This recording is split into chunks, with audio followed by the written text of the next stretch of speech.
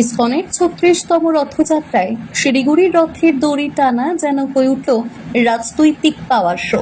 সকাল থেকেই রথযাত্রায় ভক্তদের ঢল। তবে দুপুর ২টোর পর রথ টানার সময় দেখা যায় রাজ্যের শাসক দলের নেতা নেত্রীরা রীতিমতো দড়ি ঘিরে দাঁড়িয়ে ছবি তোলায় ব্যস্ত।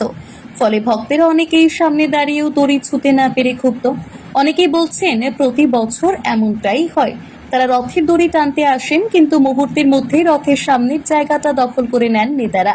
ইসকনের তরফে শান্তিপূর্ণভাবে অনুষ্ঠান সম্পন্ন করার আহ্বান জানানো হলেও অনেক কিছুই তো আর মুখে বলা যায় না। এবছর রথযাত্রার উদ্বোধক হিসেবে নাম ছিল মেয়র গৌতম দেবের।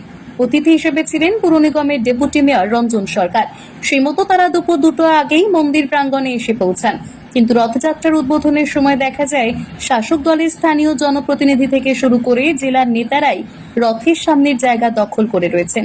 এদিকে সকাল থেকে চড়া রোদ উপেক্ষা করে ভক্তরা মন্দিরে এসে দাঁড়িয়েছিলেন রথ টানার আশায়। তবে যখন রথ টানার সময় এলো, তখন দড়ির সামনের দিকে আর তাদের জায়গা হলো না। অনেক ভক্ত অভিযোগ করেন, প্রতি বছর আমরা রথ টানার জন্য আসি, কিন্তু সামনের সারি দখল করে নেয় রাজনৈতিক লোকজন। আমরা শুধু দূর থেকে তাকিয়ে থাকি। তবে রথের দড়ি টানা নিয়ে শাসক দলের নেতা নেত্রীরা যেভাবে রথের সামনেটা দখল করে রাখলেন, তাতে অনেক সাধারণ ভক্ত বলেই ফেললেন, নেতা হলে কত সুবিধা, তাই না? শিলিগুড়ি থেকে মোহন কর্মকারের রিপোর্ট, পাহাড়িয়া টাইমস।